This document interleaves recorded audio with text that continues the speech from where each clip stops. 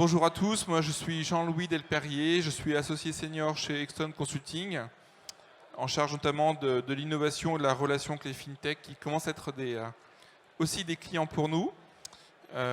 L'idée maintenant de cette table ronde, c'est après ce matin d'avoir échangé sur les questions réglementaires, c'est de revenir au cœur des préoccupations sur les business models et se dire finalement pour être une scale-up,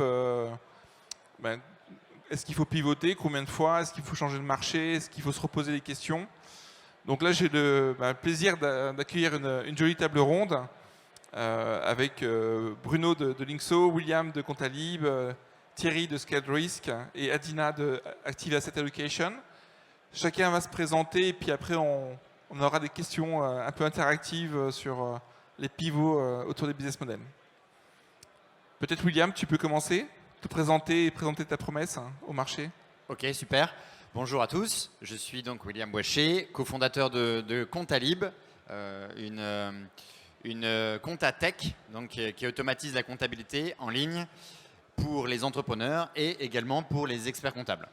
Donc nous, on est parti de... J'ai créé une autre startup dans la comptabilité avant Contalib, qui était Clémentine, qui est assez connue dans le monde de la compta. Et on est parti de zéro. On est passé jusqu'à 200 collaborateurs, plus de 200 collaborateurs aujourd'hui. Et dans Contalib, que j'ai créé il y a seulement, que j'ai cofondé avec mes cofondateurs il y a seulement 9 mois, nous sommes passés de 0 à 30 collaborateurs en 9 mois. C'est une deuxième histoire successful et on verra du coup si tu as retenu des leçons de ta première création pour la deuxième. Est-ce que tu peux en tirer? Mais on en reparlera. Donc Adina. Bonjour, je suis Adina Grigoriou, fondatrice et présidente d'Active Asset Allocation. Alors pour ce qui nous concerne, nous avons commencé comme société d'ingénierie financière qui faisait des modèles d'allocation d'actifs sur mesure pour des institutions.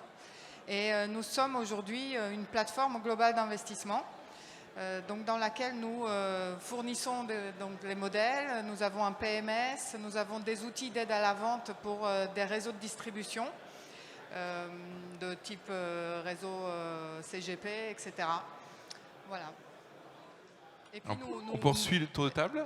Et j'allais dire, et nous créons aussi, par exemple, des gestions pilotées pour les assureurs. Voilà, donc Active Asset Allocation, qui est une startup très connue dans le monde de l'épargne et justement de la gestion d'actifs. Et on va reparler des différentes étapes de développement d'Active Asset Allocation. Thierry? Bonjour à tous, je suis Thierry Duchamp, fondateur de Scaled Risk. Alors la société est plus ancienne que celle d'Hugo, puisqu'on a été créé il y a une dizaine d'années.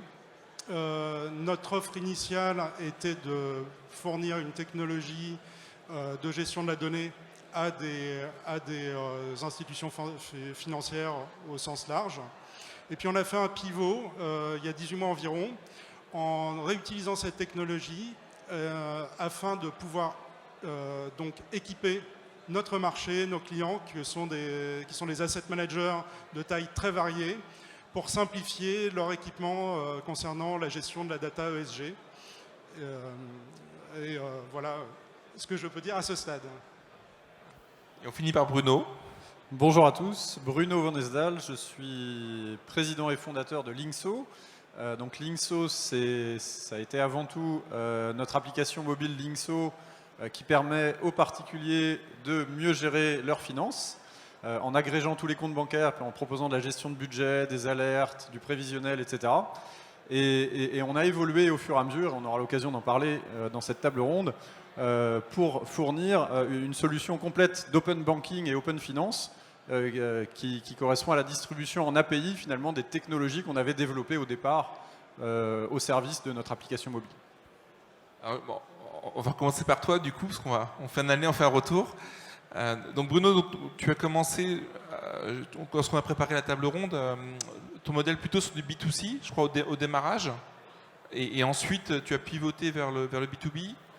Alors tout à fait, donc comme je le disais dans la présentation, Linkso, la promesse de départ, c'est aider les particuliers à mieux gérer leur argent.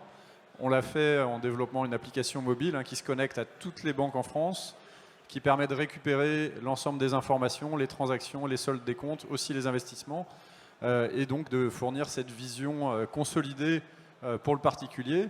Le business model, hein, du coup, c'était à la fois un service premium pour l'utilisateur avec des fonctionnalités en plus, et aussi de travailler avec des partenaires pour pouvoir faire des propositions à nos utilisateurs en fonction de ce qu'ils ont vraiment besoin au niveau de leur profil financier.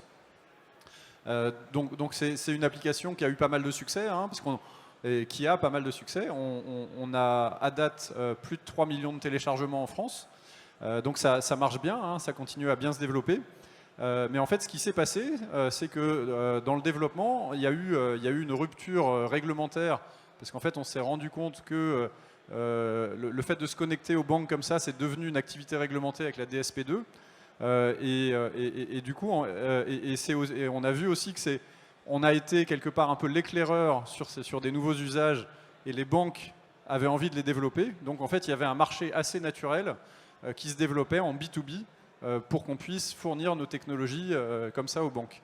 Donc en fait, on a repackagé une partie de notre techno pour pouvoir la distribuer en API, et on la fournit aujourd'hui à HSBC, à LCL, à Crédit Agricole, à Before Bank. Et donc on a commencé à la fournir finalement au départ à des grands comptes, hein, à des banques, aussi à des assureurs, hein, comme la Maïf. Et le pivot finalement a continué, hein. Puis pour chez nous, finalement le pivot il est un peu permanent, hein. C'est un process, c'est du test and learn, de continuer à adapter notre business model. Parce que en fait, nos API, elles intéressent maintenant un panel d'acteurs beaucoup plus large. On travaille beaucoup avec des fintechs, on travaille avec des acteurs de la comptabilité, hein, justement, aussi. Et donc, finalement, c'est pas la même chose de servir un client grand compte et puis un client fintech. Donc, on doit aussi adapter notre modèle par rapport à ça et évoluer vers de la distribution API beaucoup plus self-service. Et je dirais que le troisième pivot qui est super intéressant pour nous, c'est que la DSP2, elle a encadré l'accès au compte bancaire, mais elle a aussi créé un nouveau service d'initiation de paiement. Et finalement, du coup, on a l'agrément ACPR aussi sur l'initiation de paiement, et ça ouvre un champ de possibles très très intéressant en complément de notre business initial. Et donc tu as pivoté plusieurs fois, mais du coup, ça veut dire que tu fais coexister ces différents modèles qui adressent ce marché en même temps. Donc, ce qui est aussi un enjeu en termes de marketing qui n'est pas le même, marketing B2C versus B2B, gestion du stack technologique avec des exigences un peu différentes. Donc voilà, comment vous gérez ça au quotidien? Alors effectivement, c'est un bon point, et c'est pas facile d'avoir à la fois une partie de son business B2C et B2B, parce que c'est pas la même façon de raisonner, c'est pas la même façon d'acquérir des clients, c'est pas du tout les mêmes structures de P&L. Maintenant, pendant la vie de la société, j'ai vraiment cru à un moment qu'on allait arrêter l'un ou l'autre, mais finalement, à chaque fois qu'on était sur le point de le faire, on a eu une bonne raison de le continuer. Et si je regarde un petit peu dans le miroir, finalement, les deux sont aussi très complémentaires. Et le fait d'avoir cette application B2C nous met en contact direct avec l'utilisateur final. Et finalement, c'est cette expérience qu'on arrive à valoriser auprès de nos clients B2B pour leur fournir un retour d'expérience et pour les accompagner au mieux aussi dans l'implémentation de ce qu'ils font avec nos technologies. Donc, et ça nous permet d'innover en cycle court sur nos technologies. Donc c'est quelque chose qu'on valorise énormément pour nous, pour le coup, de faire les deux. Donc effet de levier, effet vitrine. Je propose de poursuivre avec toi, Thierry, hein, pour revenir sur l'origine de ScadeRisk et des différentes étapes de la création au développement. Comment vous avez commencé et comment vous avez fait évoluer le produit, l'approche dans le temps? Alors, il y a eu une évolution profonde de la société. À l'origine, c'est une société exclusivement technologique, même si elle était axée et orientée vers les institutions financières. Le pivot n'est pas de B2B vers B2B, mais de B2B vers B2B, mais néanmoins, il reste très profond.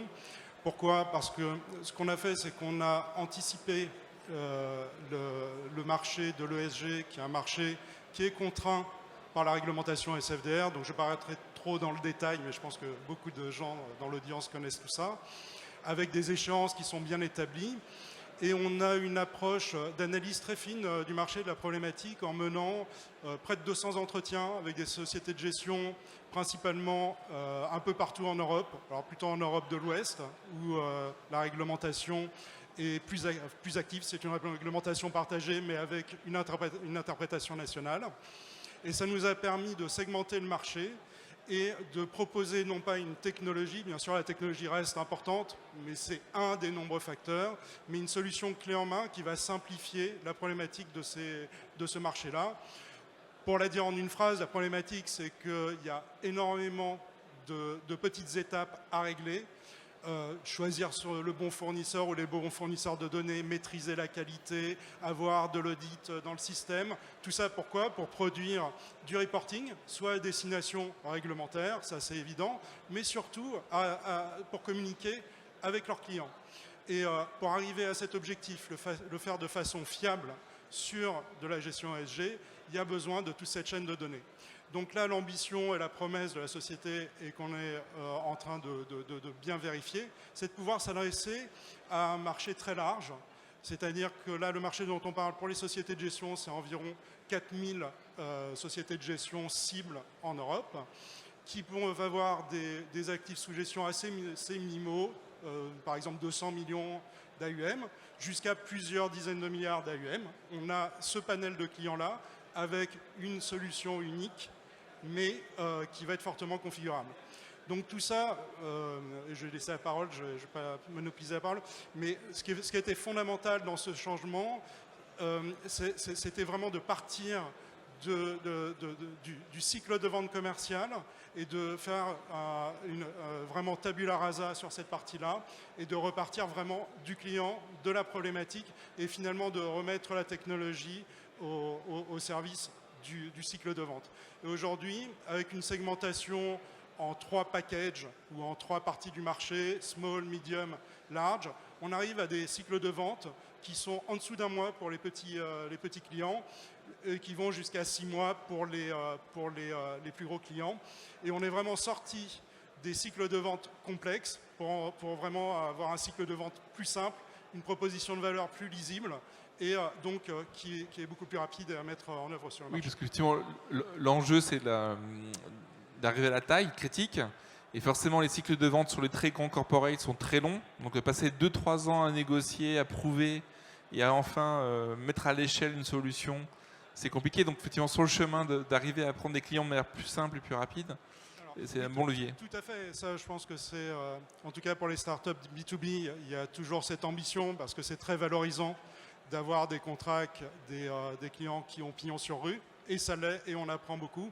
Mais justement, ce qu'on a fait nous chez Scalerisk, c'est tirer bénéfice de cette connaissance-là et pouvoir attaquer de façon beaucoup plus agressive, beaucoup plus large un marché qui reste un marché de niche. Mais finalement, pour donner une image, avant, on balayait un marché très très large. On pouvait soi-disant vendre à une CIB ou vendre à un asset manager avec de taille moyenne. Mais on ne pouvait pas attaquer les plus petits clients et ça nous coupait justement de cette agilité, de ces petits tickets qui sont finalement beaucoup plus faciles à gérer pour des sociétés qui restent de taille raisonnable comme la nôtre. On va passer la parole à Dina. Donc Dina, ça fait plaisir déjà d'avoir une CEO femme FinTech. Il n'y en a pas tant que ça, je crois que c'est important de relever. Donc, ce serait bien que tu nous expliques finalement quels étaient les cycles en fait, de développement de ta société et comment tu as fait pivoter ton approche. Et est-ce que, comme Thierry, tu as aussi segmenté un peu le marché? Je crois qu'il m'en reprend. Oui. Voilà. Là, on s'entend. Donc, effectivement, nous avons vraiment démarré comme société d'ingénierie financière sur un constat qui était celui qu'au niveau institutionnel, les gérants ne savaient pas mettre le risque au cœur d'un processus d'investissement. Donc on a redéfini le risque, on a dit que le risque c'était pas la vol, c'était pas la VAR, c'est la perte maximale en capital. Donc pendant des années j'ai prêché l'approche Max Drawdown et c'était un peu compliqué parce que j'essayais de vendre finalement des modèles d'allocation à des gérants. Donc bon, ils se sentaient toujours un peu en compétition, un peu compliqué. après, on a eu des clients institutionnels, donc des caisses de retraite, des fonds de pension, à la fois en France, aux Pays-Bas, aux États-Unis, etc. Donc une approche qui fonctionnait bien. Par contre, une traction commerciale un peu compliquée. Et donc on a le premier élément de pivot a été l'introduction de l'intelligence artificielle dans nos algorithmes, parce que ça nous a permis en fait de descendre là aussi dans le type de client auquel on pouvait s'adresser. Là où au démarrage on pouvait faire un modèle pour quelqu'un qui avait 100 millions, 200 millions, etc., ça valait le coup. Eh bien, aujourd'hui on est capable de faire ça pour l'individu. Donc quelqu'un qui vient avec 1 000 € dans son assurance vie, on peut lui constituer un modèle d'allocation sur mesure. Et ça, c'est assez incroyable. Ensuite, le deuxième pivot est venu vraiment de la digitalisation. Il y a à peu près 5 ans, on a décidé d'investir massivement dans la création d'une plateforme. Alors au démarrage, c'était vraiment pour nous, parce qu'aujourd'hui, je conseille une 60aine de portefeuilles institutionnels pour plusieurs milliards. Et j'avais besoin d'un espèce de PMS.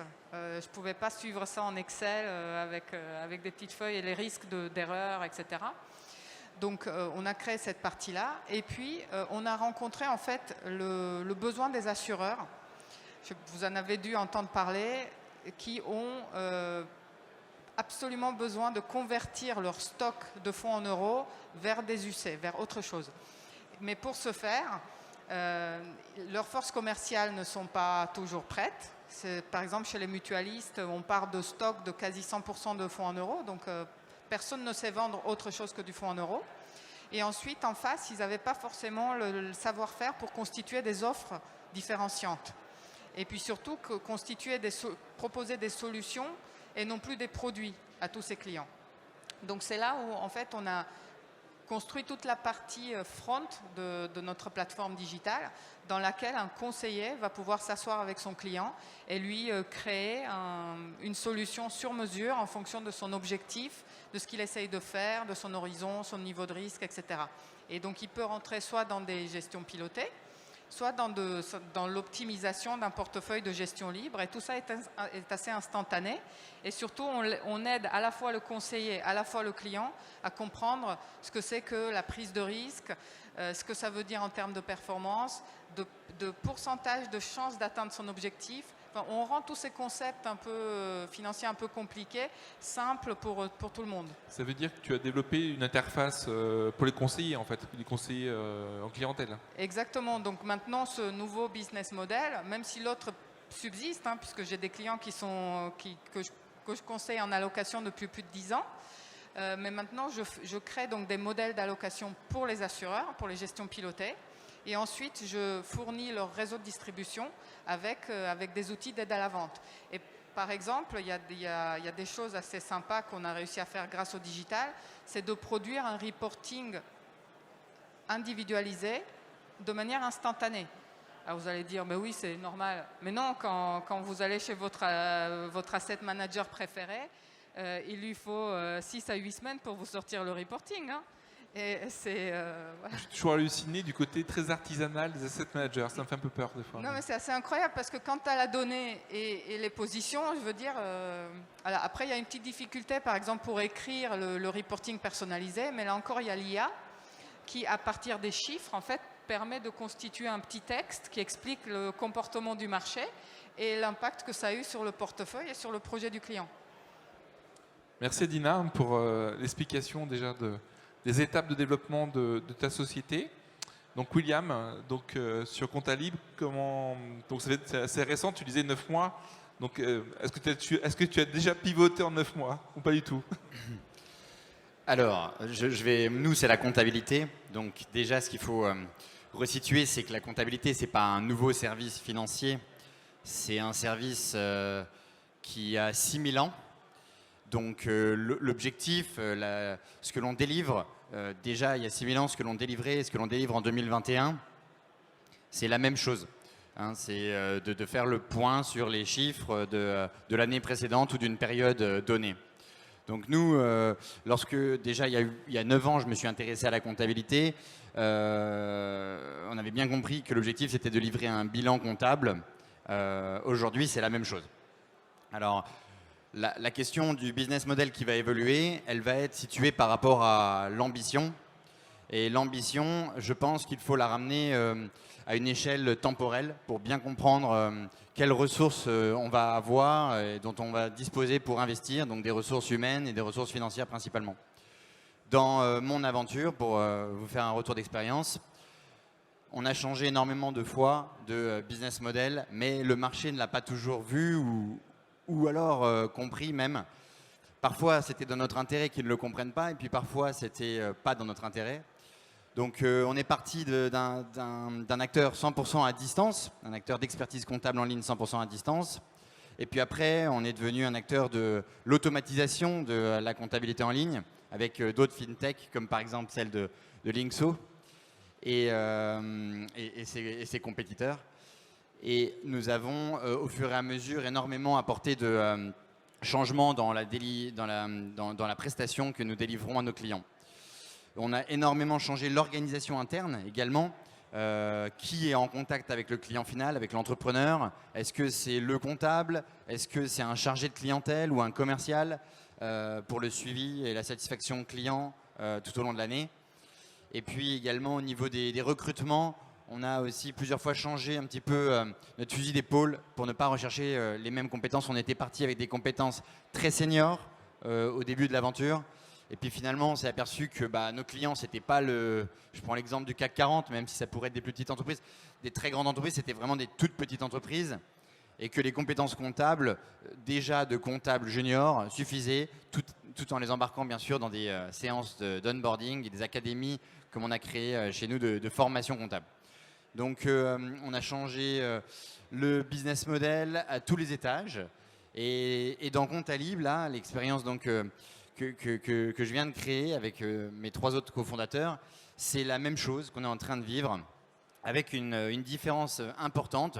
Et c'est pour ça que j'en parlais au départ. Dans l'ambition et le rapport au temps, il y a toujours au milieu la question de la rentabilité. Et dans ma première expérience entrepreneuriale, donc Clémentine, nous avons choisi dès le premier jour la rentabilité, ce qui ne permet pas du tout d'envisager les choses de la même manière que quand on se projette que à 3 ans, à 5 ans ou voire même à 10 ans pour atteindre le seuil du point mort et de la rentabilité.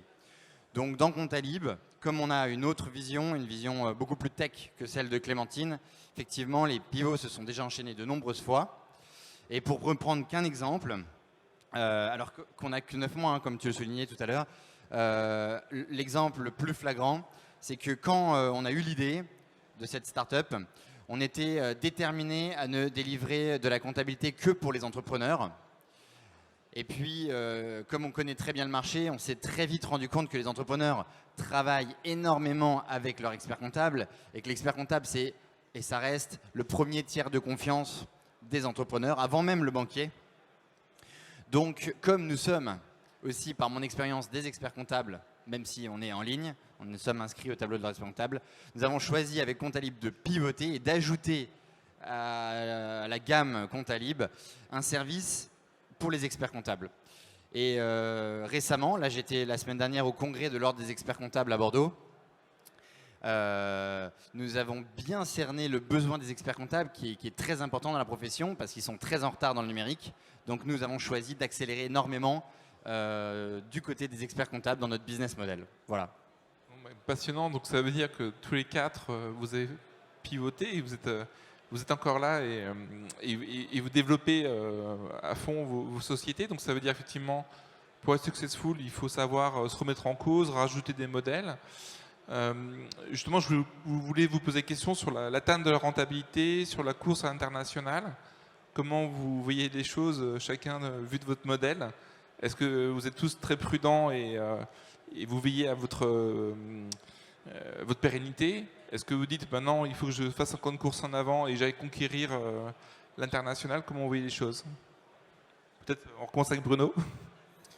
De notre côté, on est sur un marché qui est très dynamique, sur lequel il y a eu beaucoup de capital investi. Donc il y a un petit peu une course finalement. Et c'est vrai que quelque part, on s'approchait de la rentabilité dans les années 2015-2016. Et finalement, à ce moment-là, il y a eu l'arrivée de la DSP2 qui a créé tout un cadre réglementaire et qui a demandé pas mal d'adaptations de notre côté. Et il y a bien sûr l'international qui est aussi une autre dimension. Et c'est quelque part, il y a vraiment besoin de prendre position sur le marché. On ne peut pas se permettre de se dire on va le faire à notre rythme en regardant la rentabilité.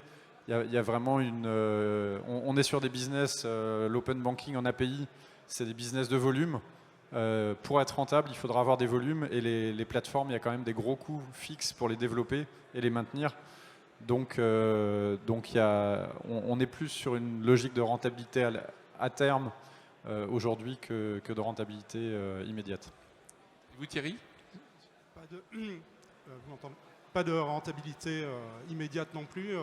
Le marché auquel on s'adresse est finalement piloté par l'échéance réglementaire, et j'ai plusieurs échéances réglementaires l'année prochaine. Donc pour nous, il s'agit d'une course de vitesse. Il s'agit de prendre le maximum de parts de marché et donc d'investir. Sur l'aspect international, la réponse est assez simple aussi. C'est une réglementation européenne, donc on se doit de s'adresser à l'ensemble du marché. Et c'est ce qu'on fait dès à présent. On a fait nos premières ventes en Allemagne, qu'on considère être le marché le plus actif en Europe aujourd'hui. Et pour aller à l'international, vous recrutez des commerciaux dans chacun des pays ou un petit Frenchie qui s'exporte, ça marche quand même? Alors, des commerciaux purement français, c'est très compliqué pour attaquer le marché, notamment allemand, qui est un marché qui est très très fermé. Donc oui, on s'appuie sur des commerciaux qui au moins maîtrisent la langue.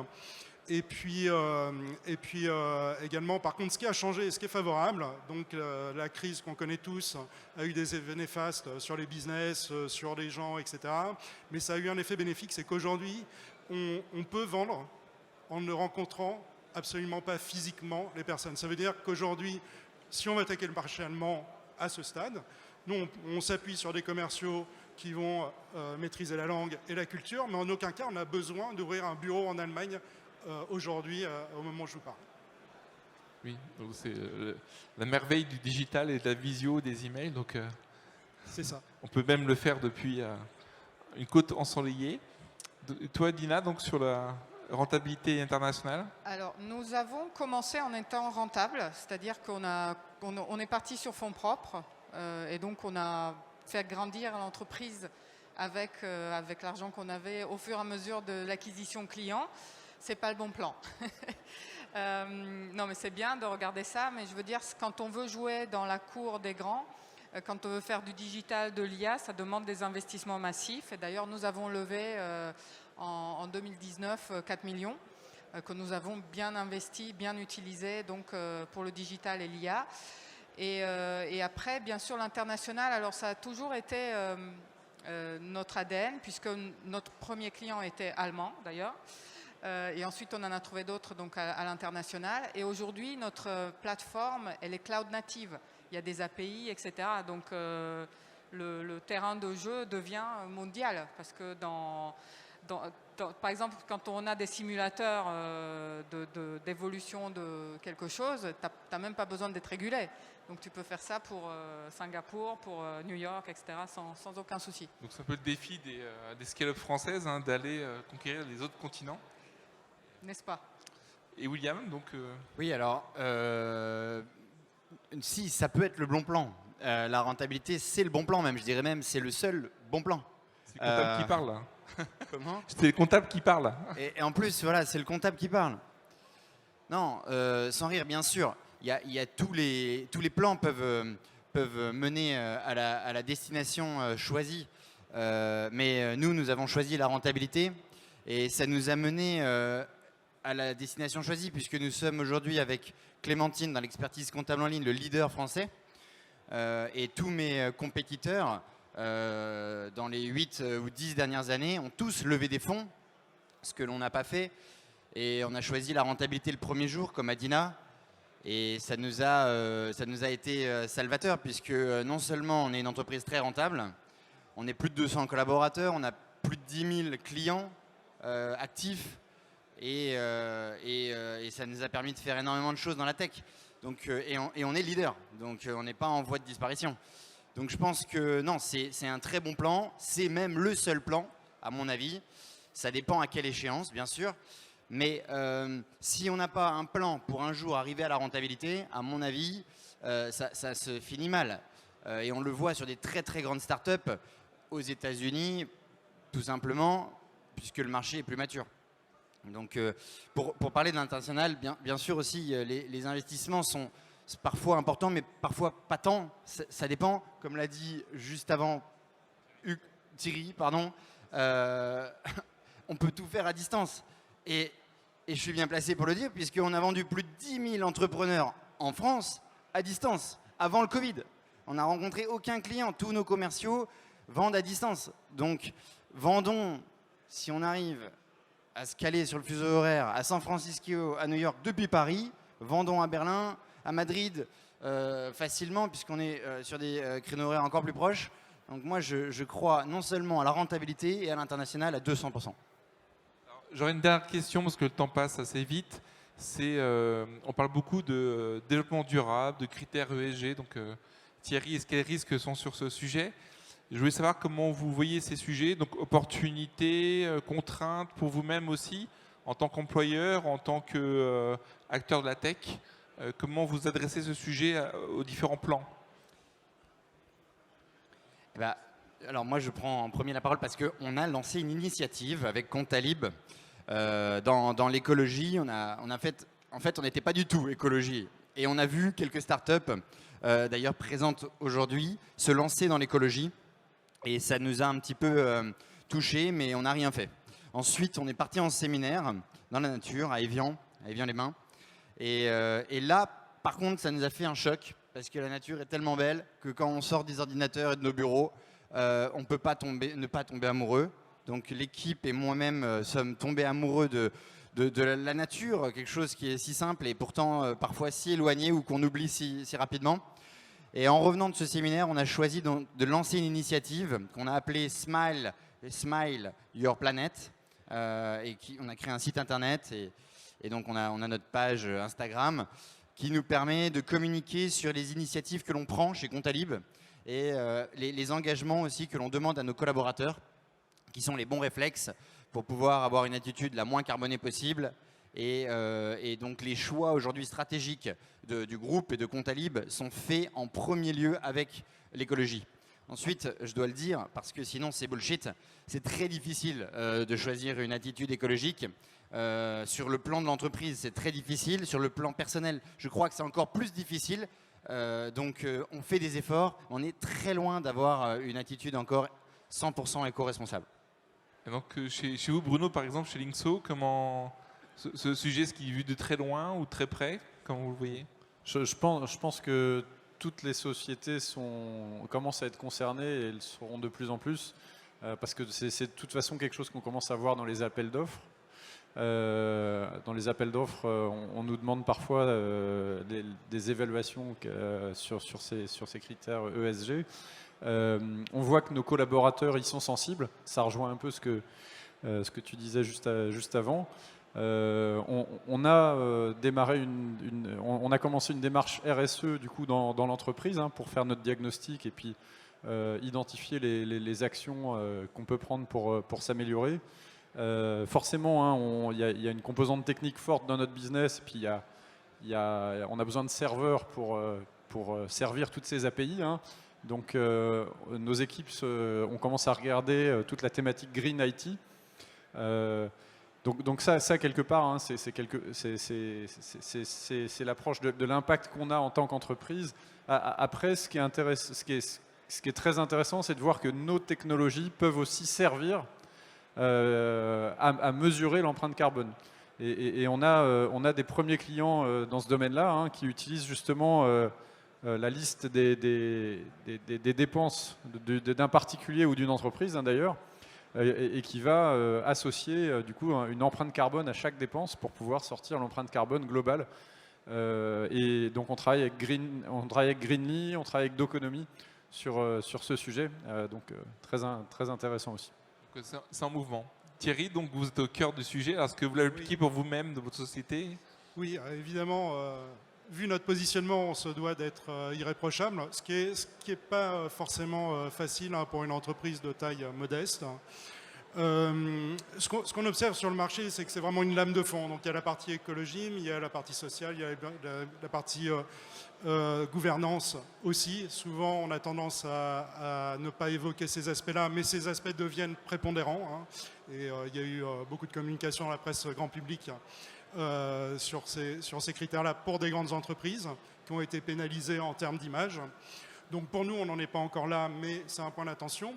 Et la réglementation et le RSE imposent aussi les sous-traitants. Donc tout à l'heure, je n'ai pas tellement évoqué, mais notre pivot nous a contraints à construire un écosystème très important autour de nous, qui finalement deviennent des fournisseurs. Donc on est aussi très vigilant sur la qualité de ces fournisseurs du point de vue de leur RSE. Et notamment, comme l'a dit Bruno, évidemment, toutes les infrastructures, même si c'est encore très compliqué aujourd'hui. Bon, les choix qu'on fait, c'est des choix qui sont d'utiliser des acteurs qui sont souverains, entre guillemets, donc que du cloud français ou européen. C'est important dans notre offre, parce que nos clients sont très sensibles à ça également, pour des questions de confidentialité, mais pas que. Il y a aussi un attachement à travailler avec des acteurs nationaux ou européens. Il y a Dina pour le mot de la fin. Alors, donc, sur le RSE, au niveau de l'entreprise, je dirais on est dans effectivement une démarche d'initiation de ce process. Par contre, ce qui me semble moins intéressant, ça a été de travailler sur le bien-être des salariés, et notamment pendant la période où on a été loin du bureau, en télétravail. Pour nous, ça a été 18 mois, parce qu'on est basé dans le sud de la France, à Nice, et donc la situation a été un peu compliquée. Et j'ai des collaborateurs avec des jeunes enfants, notamment mon docteur en intelligence artificielle, elle a deux petits de 2 et 4 ans, et que j'ai admiré travailler sur des sujets très complexes en donnant un biberon à un bébé, etc. Donc c'est vraiment très compliqué. Donc on a beaucoup travaillé pour justement leur éviter le burn-out, pour éviter qu'ils soient dans des situations désespérées, etc. Et sinon, pour nos clients, on a à cœur de leur permettre d'investir selon les croyances qui sont les leurs. Donc l'ISR, l'ESG ont été depuis le début des pistes de travail pour nos clients, donc on les aide à sélectionner les bons supports. Et puis, on vient d'accompagner récemment Maïf dans la constitution d'une nouvelle gamme d'épargne, et tout est effectivement ISR, ESG, labellisé, etc. Un fort degré d'exigence côté Maïf, entreprise à mission, par ailleurs. Mais merci à tous, merci pour avoir partagé les clés de votre succès et la façon dont vous avez évolué, et puis on vous souhaite un beau succès pour la suite. Merci. Merci beaucoup. Merci beaucoup.